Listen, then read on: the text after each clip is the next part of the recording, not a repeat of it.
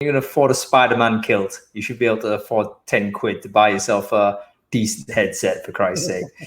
There we go. Anyway, I think we're live. We are live a little bit ahead of time, actually. Usually we start dead on 1 o'clock, but because we mess up so badly on this show, and I'm now multi-streaming on like zillions of different places. I just got to shoot it live now. Anyway, welcome everybody to Brainfood Live On Air, episode 51, bringing it to you every Friday as we always do, COVID crisis or not. Anyway, very pleased to be with you. Just a quick shout out to everyone who is tuning in. One of the big reasons why we wanted to maintain this schedule is because obviously times are really strange for everyone right now. And I realized just a little bit of stability and normalcy might be the best thing that I can do for the community. So these things are going to keep going. And the reason why Adam Gordon is there, because he's redundant capacity. So if I go down, he's going to take over. So basically Brainfood Live is going to continue. Okay, so before we kick off, everyone on LinkedIn, am I there? I mean, please just say, yes, Hung, I can hear you. Just comment on the LinkedIn Live there. Make sure that I can see that. Everyone on Facebook, you should be able to see that now. Facebook group on Brainfood. Just quickly comment to say, yes, Hung, I can hear you. And of course, people on Crowdcast, hello everyone. Can you hear me? Everything okay? Just comment quickly on the chat stream. Let me know that I've got you and you've got me. Okay, fantastic. Good stuff, good stuff, good stuff. Okay, so we're going to kick off this show. It's going to be amazing. Chris Wray from Sainsburys is going to come on and join us for this. He's one of the people I really want to speak to, a shooting star in the recruiting firmament. So really excited for that. And he's going to be talking about employer branding, especially for a brand that has need to differentiate from a big consumer brand. So super exciting. But before we continue, we need to give a quick shout out to our sponsors. Sponsor for episode 51 is our buddies, VideoMyJob. VideoMyJob are an amazing product. We're talking about video actually in branding. VideoMyJob are one of the few tools I think that I've actually understood the friction points behind producing video, and they've just dropped all those friction points away. Very easy for anybody to use the mobile phone, create a branded video using their app.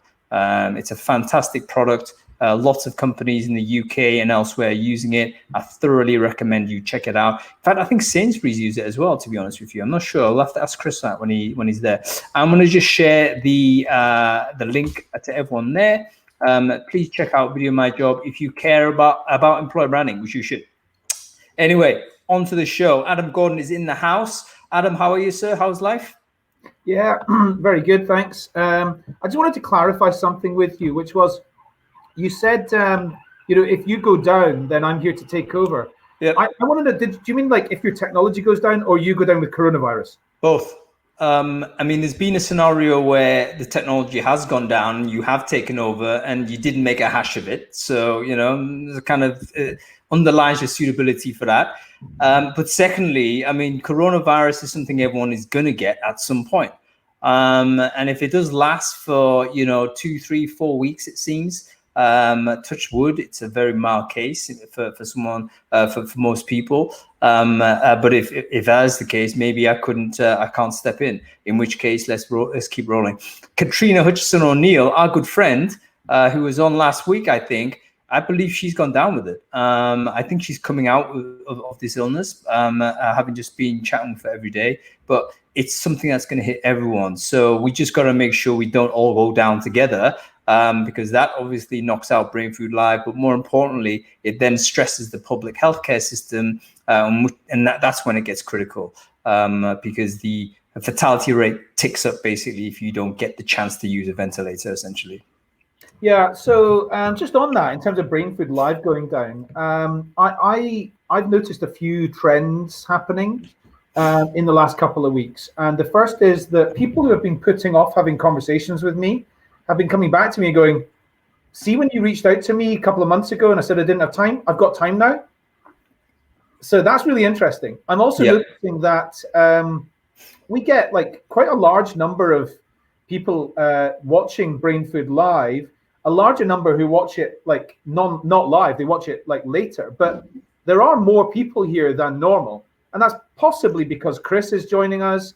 It's possibly because it's getting more and more popular all the time. But I suspect there's quite a lot of people here who otherwise would be in meetings in their office who have come and joined the session.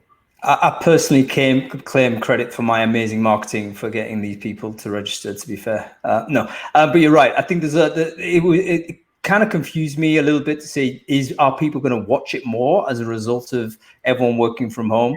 I think one argument is yes, because obviously watching from the office is tough. The other argument is we're competing against YouTube and Netflix here.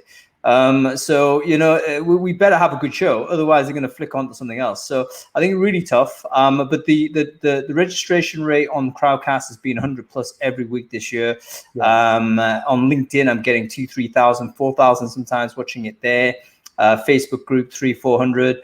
I'm actually now doing this on Periscope as well. So if anybody's on Twitter or what have you, take a look. I might actually live there. Let me know. But basically, that means quite a large audience for everyone who watches this, maybe 4,000 or 5,000, which is fantastic for a recruiting webinar, I think. Anyway, moving on, Adam. In terms of recruiting Brainfood last week, did you get a chance to read the COVID-19 special, mate? Yeah, I did. And I hoped we could do something slightly different to normal in terms of reviewing the Brainfood, because there was a lot of articles around remote working and sort of macro trends and things like that. I thought that rather than reviewing 3 or 4 of the different individual items, I would select 3 or 4 topics which came through all of them and just have a bit of a conversation about those specific topics. Okay, we've got to be quick on them though, because we don't want to bleed into the main show. Nope. So can we do a minute per topic that you want to choose? Absolutely. The first one is around remote working generally, and what do we think what difference does it make for organizations? So the first thing is, of course, there's some organizations or some jobs where remote working, you can't do it. You can't build a building from your house. Yep. You can't serve cups of coffee from your house. So there are certain industries where it's pretty much the industry has got like complete awful problems. It's in-person working, and there's actually a big class as a divide and a socioeconomic divide there, and that's become apparent. Because if you're an in-person worker, which I didn't even think of that term before, but anybody who can work from home effectively is a digital worker, and that is the person theoretically. We're future-proofed automation-wise and all this type of stuff, which I don't also believe. But at the same time, we're probably at a socio-economic level, at a high level, than the people that do need to be in person. And that's a big trend. That's a big realization for a lot of people. Number one. A second thing I would also like to add is that we're beginning to realize what the really important jobs are. Management consulting. Bond trader, whatever, lawyer, no. Pipeline automation? Yeah, no, not at all, mate. Emergency service, is it not? That's probably as low down as it's probably just above recruiter, I would say. No, but recruiter is actually a critically important job. But you look at the people that have to go in: healthcare workers, garbage disposal, grocery clerk. People stacking shelves for food. This is super important work, and we're finally starting to realize that it took an absolutely critical event for us to do that. But I hope there's a rebalancing after all of this, and we can start recognizing who are actually performing the important jobs in society. Yeah, absolutely. And so that kind of leads me on to the next thing, which is around, who's hiring and who isn't as a result.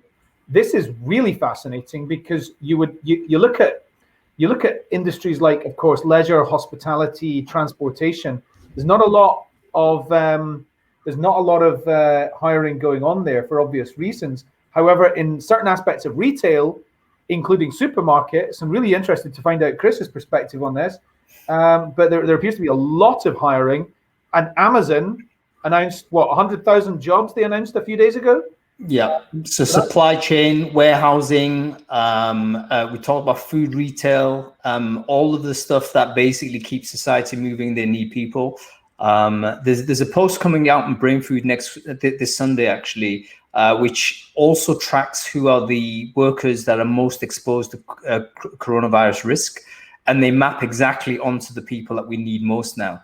And that really puts it into context where we're at. These grocery clerks, these people stacking the shelves and serving, keeping the shops open, do they have protective equipment? Are they gloved up? They aren't. And it's like, wow, these people probably not very highly paid. Putting them in the front line, it's really morally incorrect. So we need to sort all of this out, ideally sooner rather than later, but certainly we'll sort this out when it's all said and done. Oh, on that final note, by the way, the salaries for healthcare workers have gone through the roof. Nursing, direct care support, all of these, which under Boris Johnson's new immigration laws, these would be low skilled workers, right? These would be under the 27K kind of level. They're now shooting up. Eva Zills just shared something on NurseFly, which is a healthcare job board in the US. $3,000 per month, I think, is the average job for a nurse over there. And in the Netherlands, and I'll be promoting this in a newsletter, they're doing something called Recruiters for Good, which is a great initiative by smart recruiters. I totally want to back this and get involved. But essentially, it's a way for people to help organizations rapidly hire these emergency care workers. Dutch government's going 4K euros per month for emergency workers. So straight away, they're stepping into it and saying, you know what? We have to just up these salaries. Like for some reason, we all recognize that these salaries have been ridiculously under what they should be, letting the market determine it rather than what the value is. And, we're starting to see a big rebalancing there, which is great. Yeah, absolutely. The other thing I wanted to mention was there's a couple of other sectors which are seriously needing more people. Had a great meeting with a computer games company yesterday. Mm-hmm. Yeah, I mean the demand for more online games, of course, is high. The demand for Zoom is high. The demand for Netflix is high. For Domino's is high. So there's like people are just they need more entertainment at home. They need food sent to them from their they can't go out to them for a meal. They're still getting Domino's sent in. So that's really interesting as well. And then biotech, pharma, life sciences, medical devices, they're all either business as usual or going up. Going upwards. I mean, there's going to be a massive phase shift in terms of what are the companies that are going to do well out of this and which are the companies that aren't. And it's fascinating as recruiters to look at this and then think, okay, where do we need to position for it? Because I think there will be a rebound. Probably there'll be a lot of the overall job volume will go down because we're going to automate a hell of a lot more. There is a lot of stuff that you need to do in person, which is labor intensive. Like for instance, the Amazon stacking up to 100,000 people. That's fantastic. But that's job displacement also, that's from the retail, that's from the high street. So they're taking and not their fault, but obviously everyone is not going and getting stuff on the high street. And it's just a migration of jobs rather than the creation of new jobs, so to speak. So the overall volume of work probably goes down, but there's certain sectors are certainly going to be in high demand for a little while. Okay, what else, man? Moving on to one other related topic, which is around tools. Yep. So in my business, there's 15 of us in the business. And to be honest, anybody can work from home anytime they like. So we were already tooled up.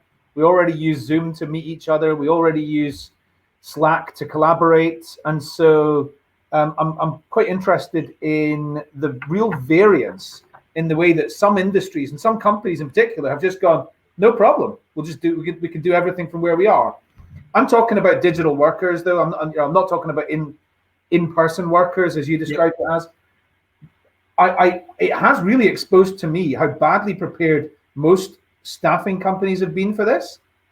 Do you think? I think that staffing generally is quite modular, though, in the sense that your agent is your desk, right? I mean, you run your own desk. You're fairly independent from everyone else. I think even though hardly any of them use laptops. Is that right? They must have their own laptops. I tell you what it is. They probably don't have corporate sort of VPN set up so they can access databases and stuff like that. Because one of the problems with agencies is that they're so tight, very, very defensive and putting walls in place and all the rest of it. So it could be that they have laptops, they just can't access email from another device. Maybe, I don't know. It could be stuff like that. Yeah. I think this is going to create permanent, widespread changes to the way we work. So those companies that are going through the pain of enabling their entire workforce to work from home right now, they're not going to go back to a position where everybody needs to be in the office every day.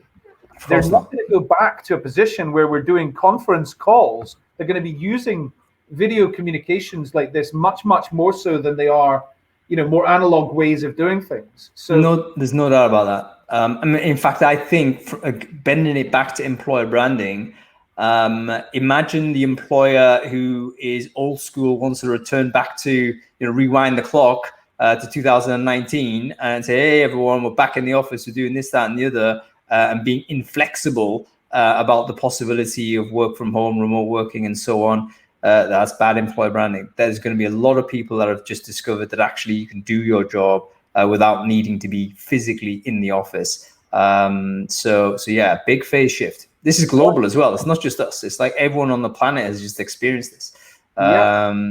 Ridiculous.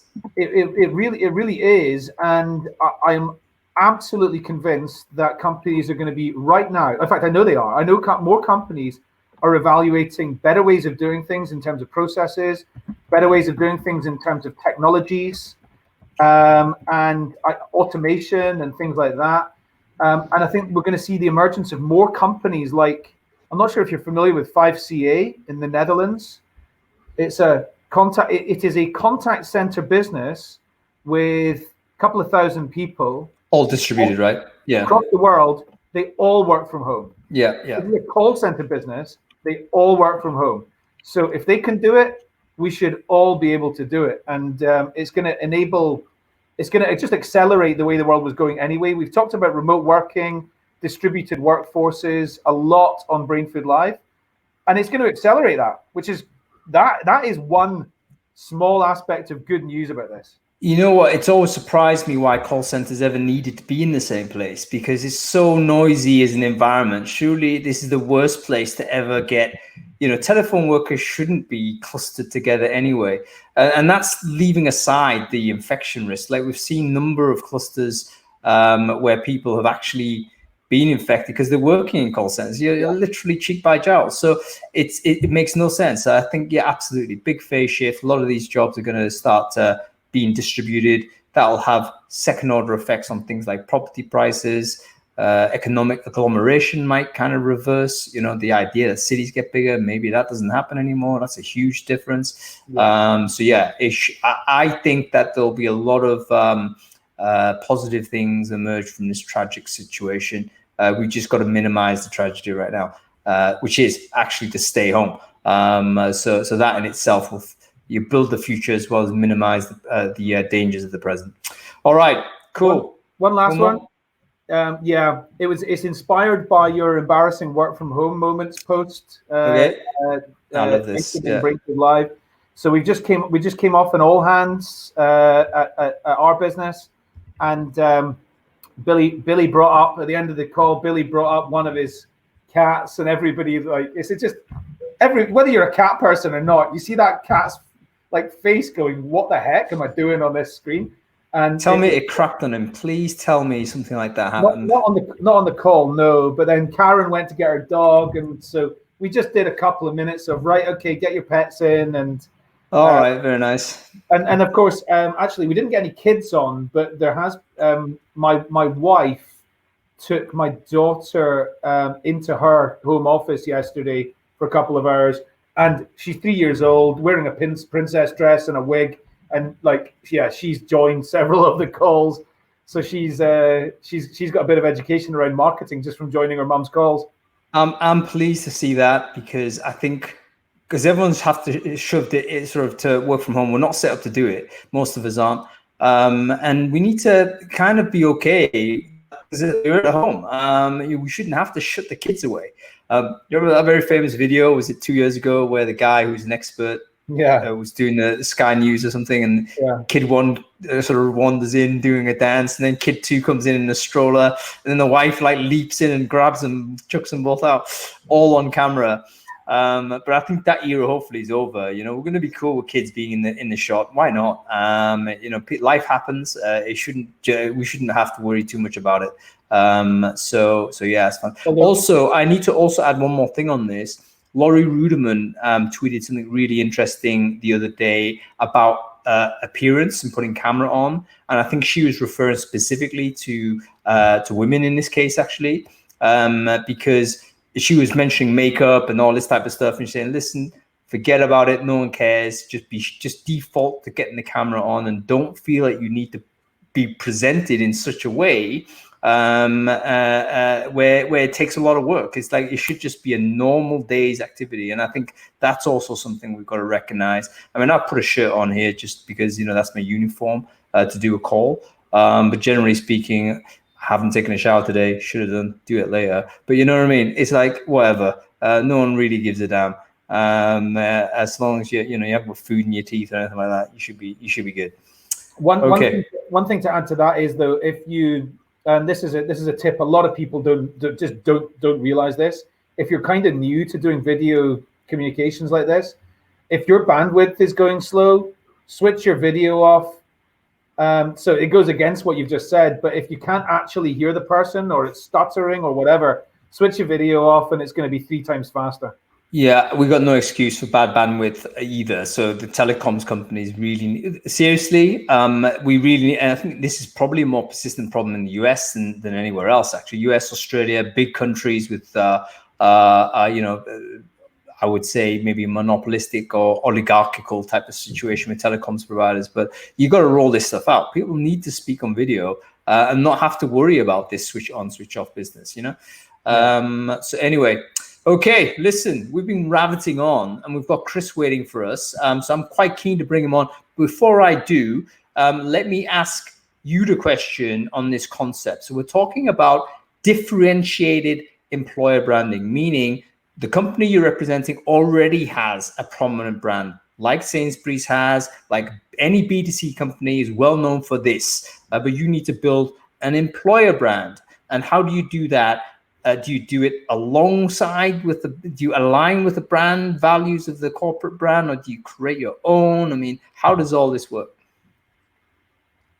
I've got some unpopular views on employer brand as it is, and I just don't really value employer brand anything like as high on the agenda of what recruitment teams need to do as it gets. I think it's absolutely overblown.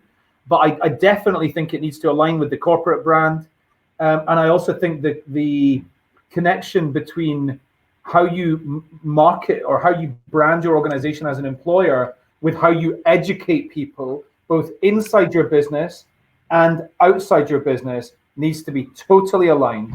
So I believe that employer brand needs to become almost a learning and development activity, as you educate people on how to be better at their careers. Yep. And then as they come through the funnel, and actually how their career might actually be better inside your organization. So I think there's a whole variety of different aspects to employer branding which have to change. And employer brand is the term that applies to almost every employer brand I see. And on that note, let's bring Chris in, because I can see him there, and he's got better things to do than wait to get on screen. So I'm going to just invite him right now. So Chris, listen, you should have got a notification. If you're watching this, just click on that and we will get you on air. By the way, I would disagree with you, by the way. I look forward to seeing Chris's view, but I think that it's possible and maybe preferable to build an independent employer brand outside of the corporate thing. There he is, Chris Wray. How are you doing, sir? I'm good. You? Well? Very well, thank you. I'm very well indeed. Are you well as well? All good. Very good. Chris, for the few people that don't know you, I just wonder whether you could just introduce yourself very quickly, who you are and what it is that you do. So my name is Chris Wray. I head up recruitment strategy for Sainsburys, so the multi-channel, multi-brands. I look after 5 key work streams from a recruitment point of view. So I look after brand attraction, social media and events, assessment and selection, policy and process, and then also supplier contingent workforce. And then I have project teams as well. Way too big a job, Chris. Way too big a job. I hope you got a good squad underneath you to help manage all of that. Awesome team. But very different at the moment, as we all were talking about how the world is changing at such pace. Let's deal with that straight away, Chris, because I actually had a conversation online about this, about how certain companies are really doing their marketing and branding some disservice in times of crisis by continuing with business as usual marketing. In this scenario, you know, the auto schedule posts, the kind of programmatic ad buys that they haven't reviewed on what the content is and how inappropriate it might be now. I just wondered what policies, I mean, have you had a review of this in light of COVID-19 and what the corporate comms have been out of Sainsburys? So Mike, he's keeping us all up to date, and he's updating us with comms every day. From a recruitment point of view, is we are not posting on LinkedIn and on our social channels. From a recruitment point of view, we're only giving business updates out. And we've come out with a new recruitment campaign. I don't know if you've seen it. It's supporting us in feeding the nation. Yeah, amazing. I'd love to, if you got a link for that, Chris, please do share it in the chat stream. I'd love for the audience to take a look at that. So it's a two-pronged approach. What we really want to do is help supporting feeding the nation. So it's all about become a fixed-term colleague in a short period of time, because we understand there's quite a number of people being made redundant or asked to be paid unpaid over a period of time. And we've also created a redeployment. So we're in contact with a number of businesses. Quite a significant number have reached out to us. So what we've led with is, do you lead or own a business? And you can register your interest. And we're now in contact about redeploying individuals across the network and trying to get them into suitable roles. But always our colleagues come first in keeping them safe and ensuring that their well-being is there as well. But it's a crazy time for us as a business. And as I say, is our colleagues are doing a great job, and we're supporting our colleagues out there in the front line. Just give us an idea of the numbers that we're talking about here, Chris. So Sainsbury's is one of the biggest sort of supermarket chains in the UK and elsewhere. So what are we talking about? It's going to be released out tomorrow, so I won't take that. So I can't take that today because we want to get the number correct.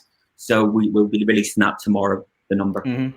Can you talk about, like, just sort of any of the trends? Like, I'm really interested. There will be areas of your kind of, let's call it, you won't call it this, but I'm going to just say it anyway, so everybody knows. I mean, your white collar workforce. I'm guessing there's areas where you're going to have more people in the business than you have had, and I guess in stores, I wonder what, and distribution. I wonder, has there been a surge in requirements in those areas as well? I think it's more about taking the pressure off the stores and ensuring that our colleagues feel supported.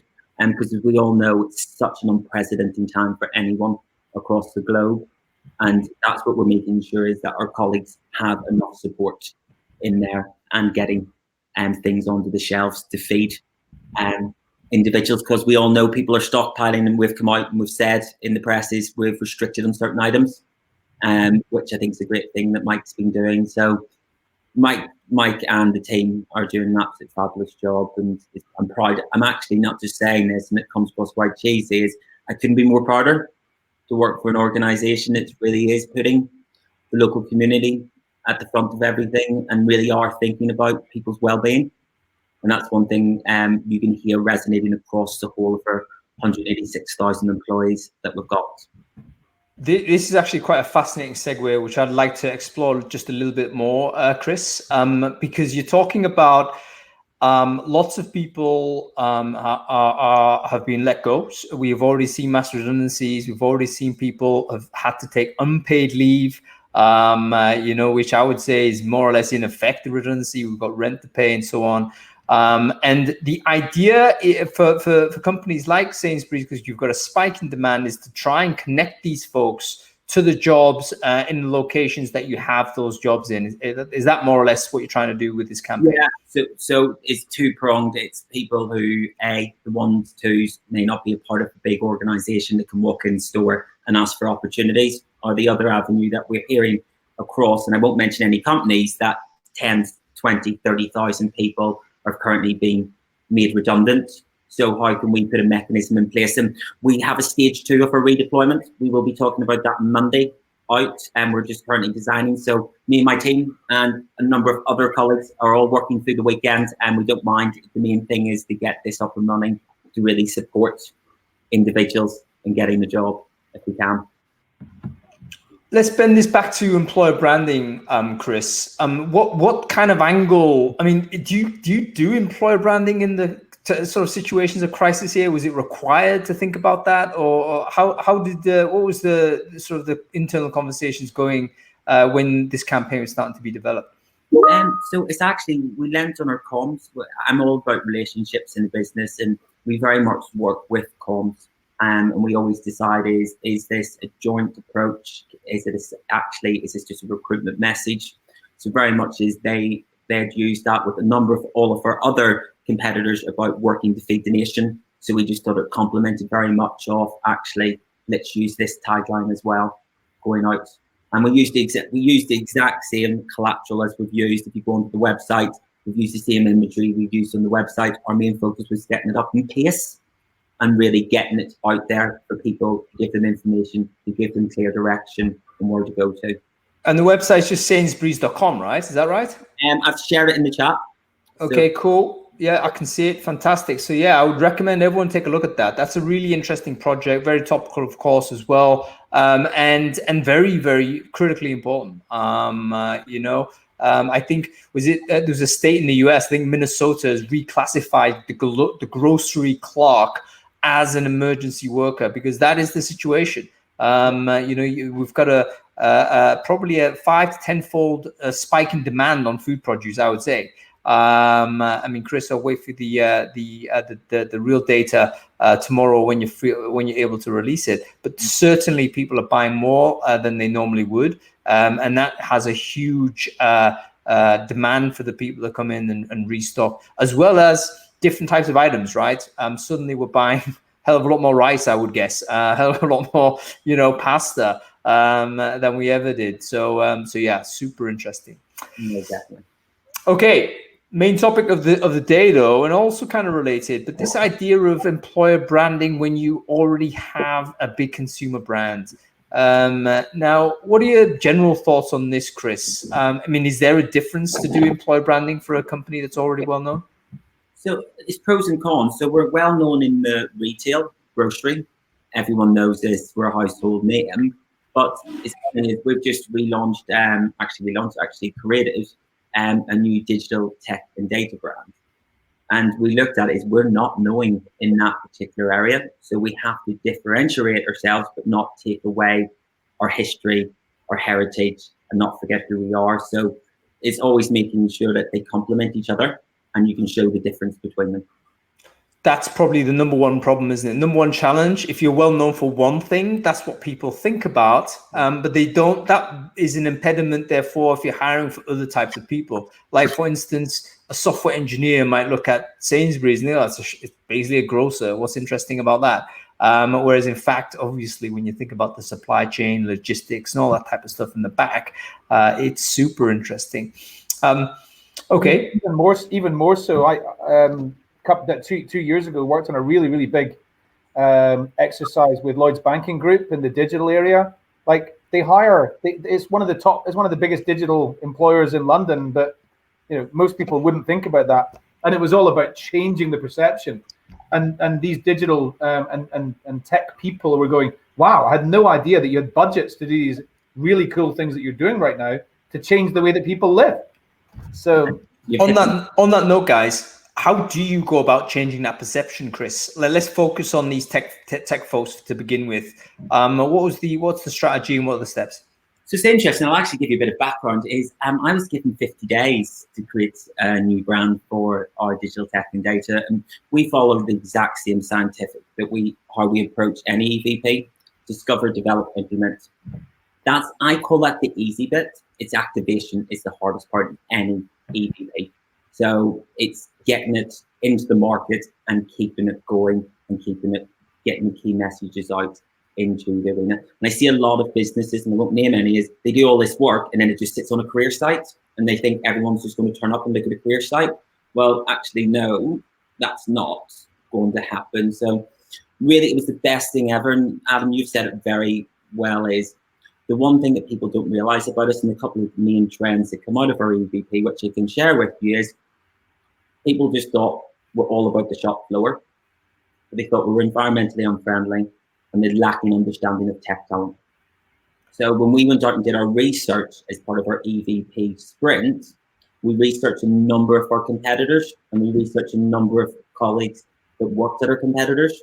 And we really wanted to understand, what did the industry think of us, what did our competitors think of us, but what did internally think of us? And then we mapped that across to our corporate values, etc. Right. So let me just stop you there, Chris. This is a massive survey campaign, isn't it? Is that how you do the discovery piece? Correct. So we will come at it from different approaches. So we'll go at it from internal. So we will go from one-to-one interviews with board straight down to entry-level roles. We'll do group assessments, and we'll start to really understand the key trends. So what we're not so good at, what we are great at, and we'll start to distill the information. Then we'll go back out and we'll understand what's going out in the external markets, and we'll pick people at random, impartial, and start to understand what people think of Sainsburys, what do people think of the other brands as well. Can't put two and two together. They couldn't. And we know that is in the market. And then also we went out to the industry. So what did the industry think of us as well? So then that really helped with us how we started to develop what we needed to do to really change our approach. Right. So that was obviously a lot more to it, but let's say that was the discover phase. Yeah. What did you do with the discoveries after that? What was the second phase after discovery? So it's all about, how do we create the creative process?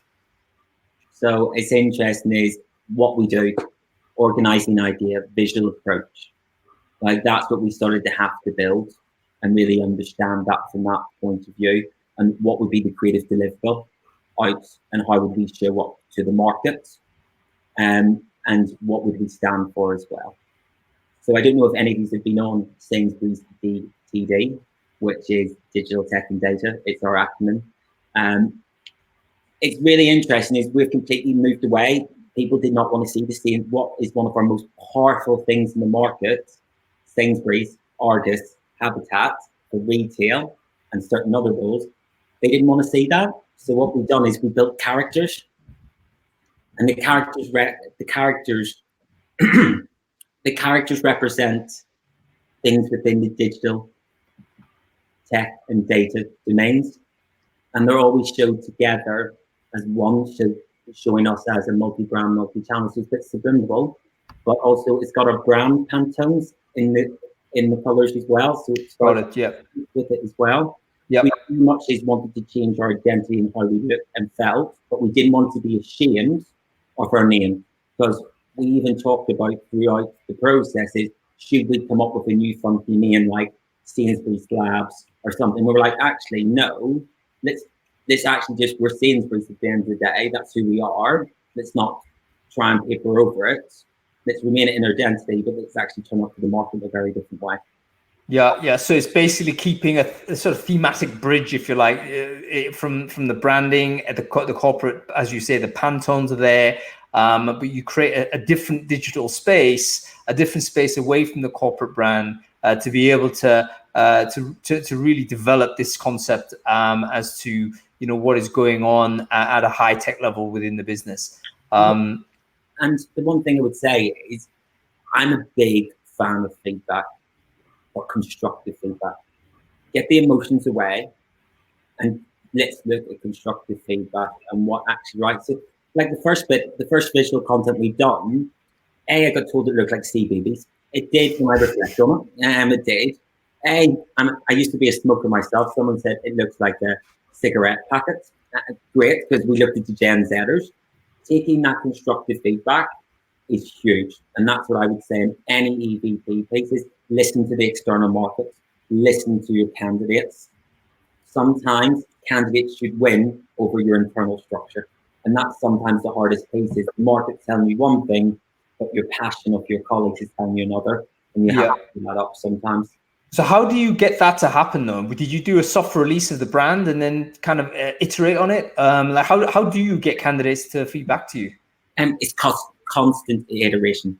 You have to shred your skin. and you have to constantly develop. So it's interesting, is like, we did this video of launch, which is a bit of, should I say, glitch effect. And it's interesting. So our tech colleagues love it because they're all about fixing. But some of the digital colleagues go, well, digital's not meant to glitch because then that means it's broken. And I was like, I never actually realized that. That's amazing. So now when we're out to market and we're talking digital, we don't have the glitch. It comes in a different way. But when we're out talking for engineering, we have the glitch because that actually resonates with individuals as well. Super interesting. Okay, so the creative piece, we've done the discovery, we've done a bit of the development. What do we do after that? What was the stages again, Chris? So it goes from discovery, develop, implement, and activate. So implement, this is launch, right? How do we get it out there? Was that a big deal, or did you just press a button and it happens? So that's another big thing I say. Don't do big bang. It annoys me again, okay? Don't be a one-hit wonder. There's nothing worse. It's all about getting it out to the market slowly. Start to penetrate the market, start to learn from it, start to listen to feedback, start to run different ad sets, and start to build on your follower base, start to build on your engagement, and then slowly go out with your different campaigns. So we launched in September, and we only officially started our big campaign for the Art of Beautiful Code in February. Right. So we really wanted to test and learn from the market and what's going on and how they're recepting the brand, and what do we need to, understand the different Gen Zs, understand who wants to see what, understand how many likes we're getting on posts, etc. So I'm trying to visualize this. I'm assuming September was the launch of the new website. Let's say that's the artifact we're talking about. But what didn't happen was any big song and dance from comms in Sainsburys. You want to just push it out and see what people thought. And how were you capturing that information? Was it all just through tracking how they behaved on the website, or did you again collect information from people as they move through the site? So we tag everything using GTM coding. Adam will know this better than us all. So we've got all of our Google Analytics pulling through from various boards and cross platforms that we use to understand the audience behavior, whether that's going in via Sainsburys.jobs or coming in via LinkedIn and the other boards that we use as well. And one thing that we've really learned for it is we've implemented a video first strategy. Right. Okay. It's been such a great learning for me and the business. And VMJ, as I call it, so VideoMyJob. You do use them, yeah. So I love them. I think they're great. Everything is video first. Anything we do, and that's been such a learn for the business. And the one piece of advice I would say is have your external comms and internal comms on board, because at the end of the day, that's their job. They will help you and they will keep you out of trouble as well, especially working from. And anything we do now, we think video.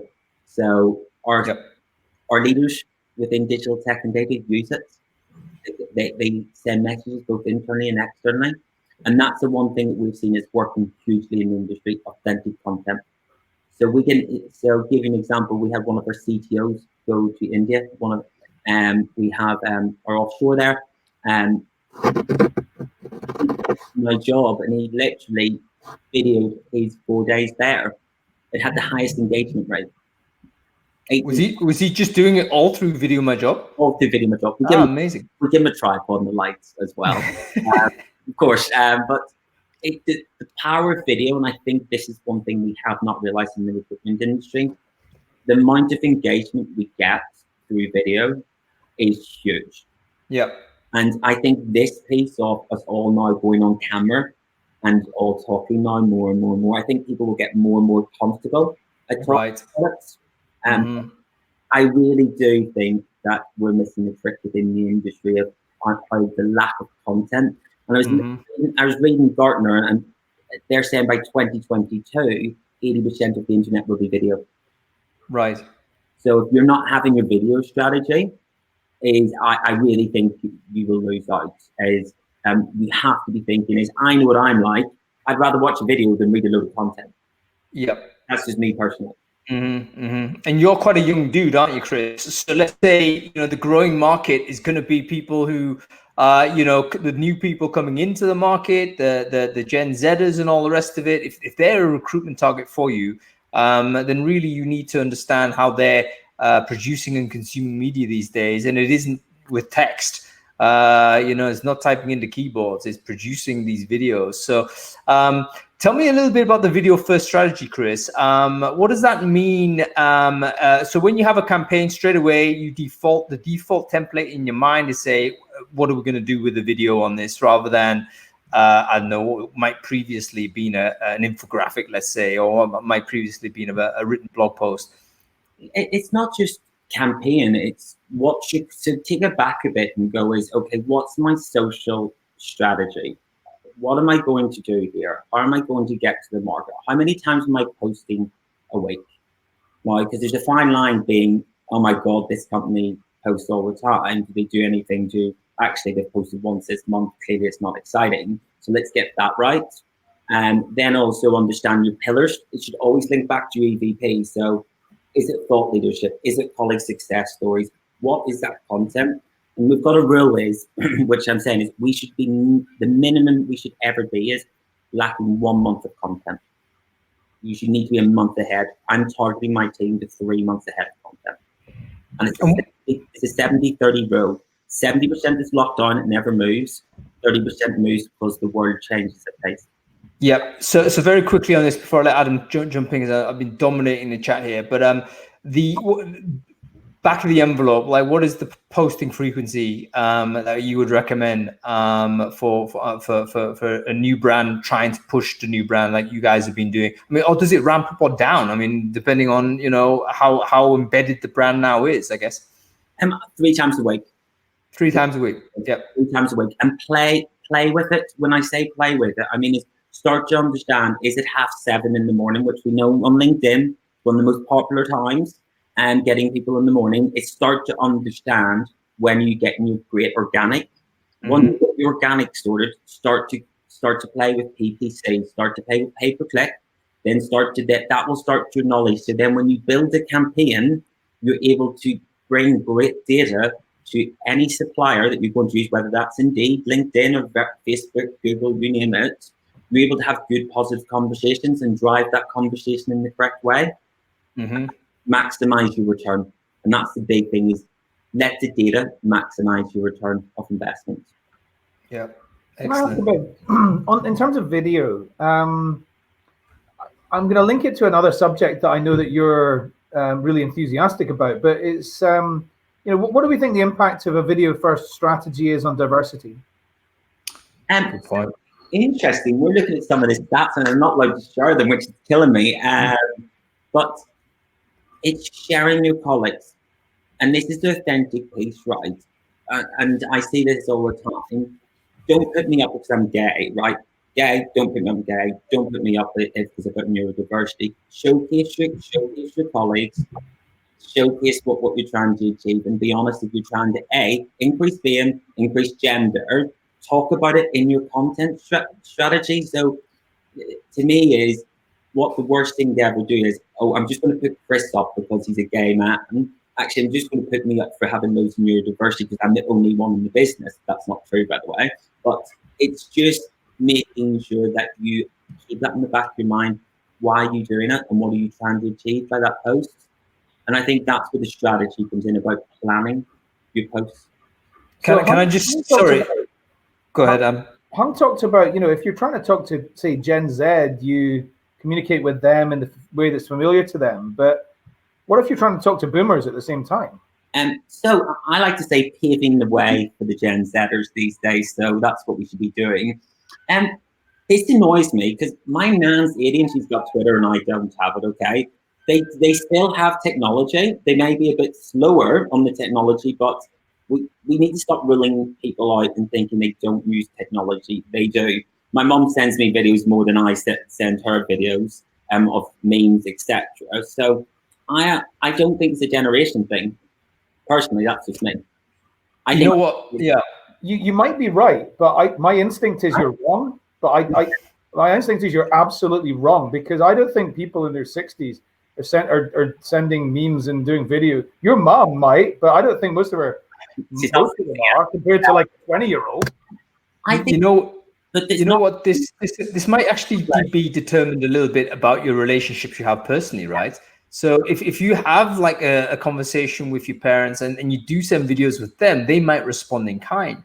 But if you're in a, because you might drag them, I guess, into the world that you're talking about. That's kind of been my experience using WhatsApp, for instance. My mum had no clue about any of these tools. She doesn't really understand the internet, to be fair, but she understands that, oh, she can send a video on this. And after a few iterations of that, because she's motivated to do it, she wants to speak to her family, they end up grokking it, you know? So anyway, I interrupted you, but you got to say something.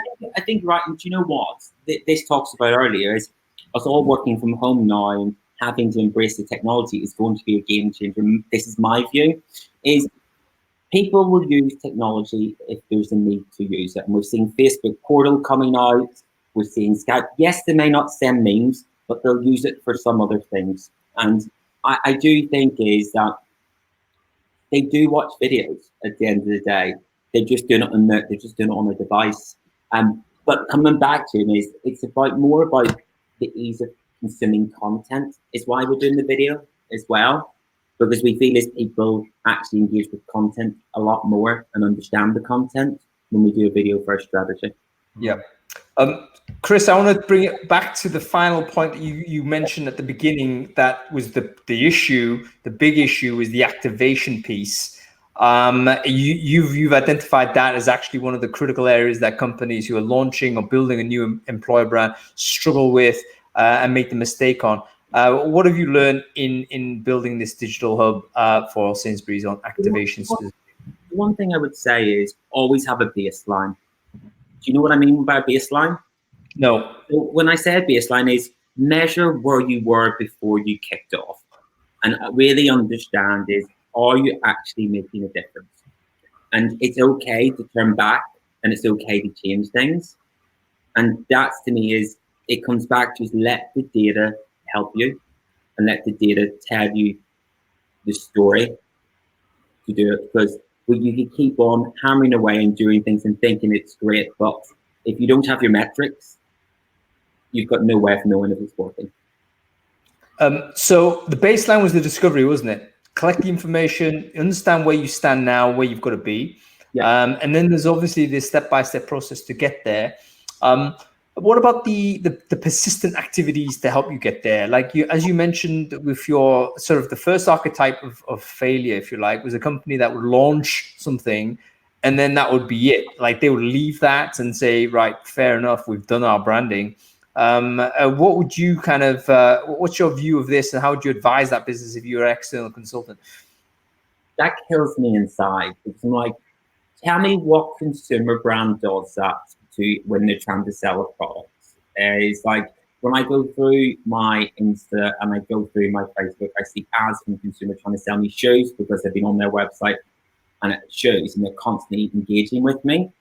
Why do we think one of the most important things they will ever do in your life is change jobs? It's one of the most stressful things. They are consumers at the end of the day. And unless you keep them front and center in the mind, there's loads of other jobs out there that they'll go click on. And to me is, and then we're now into the era, as I like to call, swipe, just scrolling up, or in some cases, swipe left, swipe right, etc.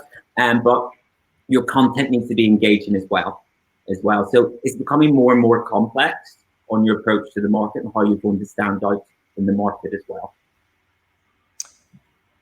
What about the, go on. I was going to say, just so they don't go too far down the line, we've got 2 questions here in the question section. If anybody's got any questions for Chris, you just post them in the chat, in the main chat thread.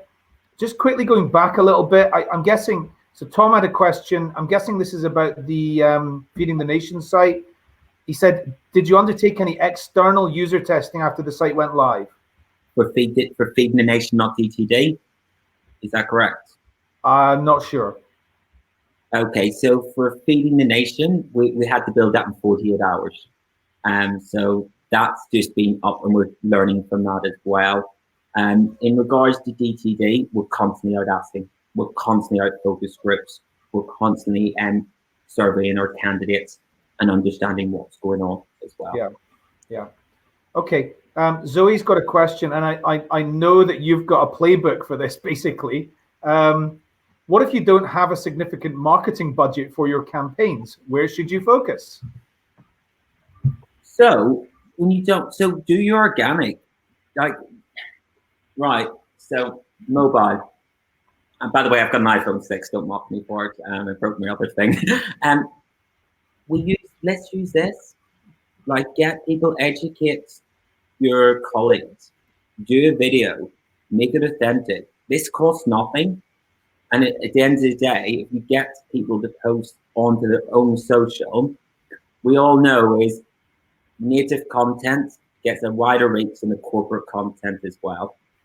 So can you just explain what that means to someone who's new to branding and marketing, Chris? Go ahead.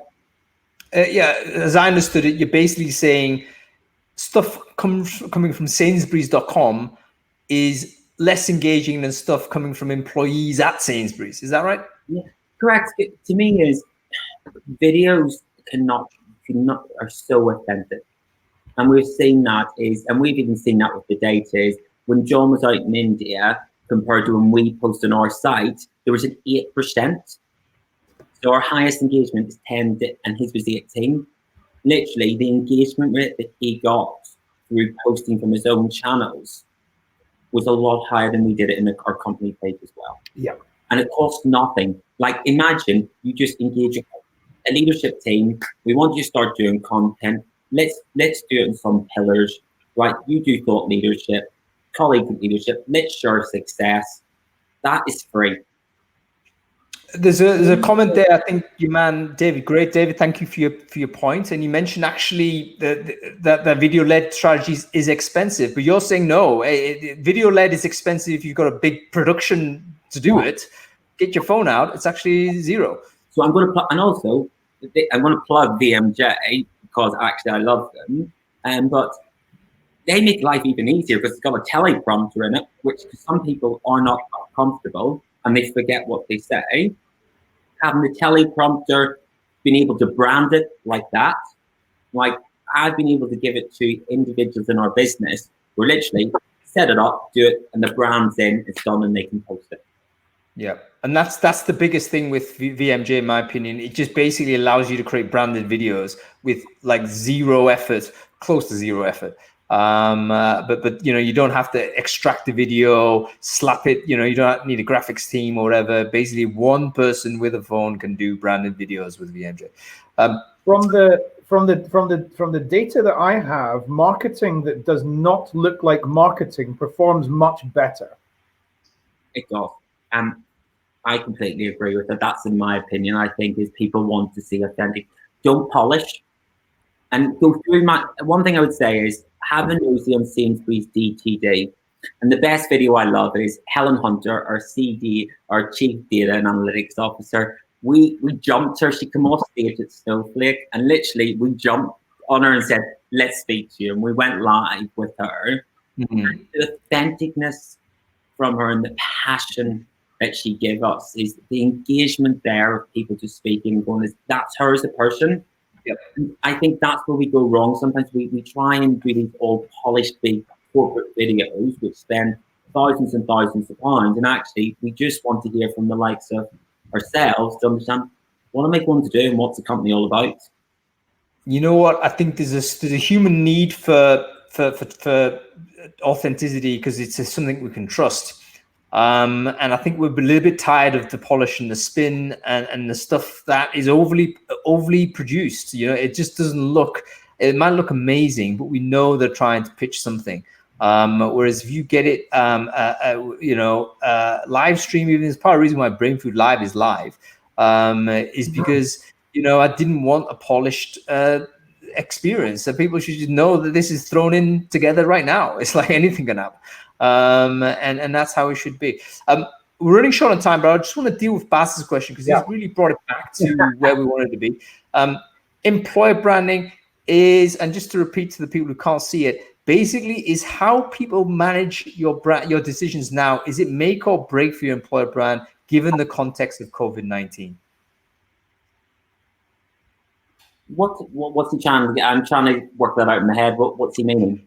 I think he means like, is it possible to screw it up massively? Like, for instance, I would cite Airbnb as a brand that kind of made a bad error, but then they recovered it because they weren't giving anybody cancellations for citing sort of COVID-19. They reversed that now and they're putting refunds in. But it's one of those sort of examples where actually, if you persist in doing this, it could really damage you. There's lots in the US, for instance, people like getting laid off with no pay, or people being forced to work against government advice, turn up, you're in your contract, that type of activity. Is it make or break for your brand, would you say? I think in anything, I don't think it's just this. Is a brand's a brand. It's that you live by your decisions in any walk in life. It's how you treat your employees and respect, and will people show their true colours at the end of the day? But no, I don't think so. I see this working at Sainsburys is we're very passionate about feeding the nation, and that's coming first at the moment. So yeah, brand consideration number 2, right? So forget about that issue. The thing that is we're not posting on LinkedIn, like with all of our content is stopped. It's the only post that's went out is what we're doing, business update, customer updates, and then you'll probably see us post about getting fixed term colleagues into store to help our colleagues. So that's the main focus at the moment. And I didn't want to cancel on you today. I was debating, because we've got a lot, but I promised I wouldn't. My boss. Yeah. You had me worried, Chris. I emailed you and you didn't respond, and then I WhatsApped you. You didn't respond. I thought, oh my god, Adam and I are just gonna have to wing this. But we're here. I was literally been up most of the night working as well. I literally 1:45, I ran, jumped in the shower, and literally just jumped in front of the camera.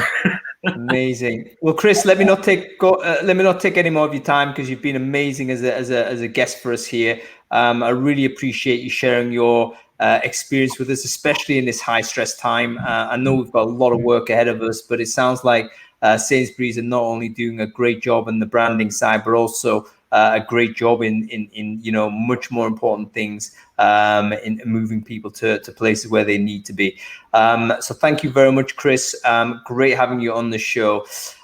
Okay, that's about it, everyone. We're finishing up right now. We're just on time. So thank you all for watching. It's been an absolute pleasure having you. Thank you everyone on LinkedIn. LinkedIn Live's an experiment, but it's going really well. We're getting thousands of people watching it there. Thank you everyone on the Facebook group. You're still my original gangsters there. And thank you for the 2 people on Periscope. Amazing to see you watching it on Periscope. I have no fans there. I have no followers. That's totally fine. Thank you, you 2 stalwarts. Go ahead, Adam. Just one really quick thing. There's a learning that I think everybody can benefit from, amongst all the other things that we've just learned from Chris. But one really big thing, see, in any time, really at any time, but especially in a time with a crisis, what's your number 1 message? Say it again. Feeding the nation. That's what we're doing. Everything goes into feeding the nation. Yeah, and as a rule of thumb, anyway, you should be able to tell people what you do in that one sentence as a result. So for me, is any businesses out there that are trying to redeploy, there is a form on the website. Please, we will get in contact. So please fill in the form and Feeding the Nation. One of the team will be in contact to see if we can support redeployment. Did you share that link, Chris, into the chat stream? Do it right now so that people can get access to it. And what I'll do is I'll whip it around the other channels as well, so that they can also do that. Super important.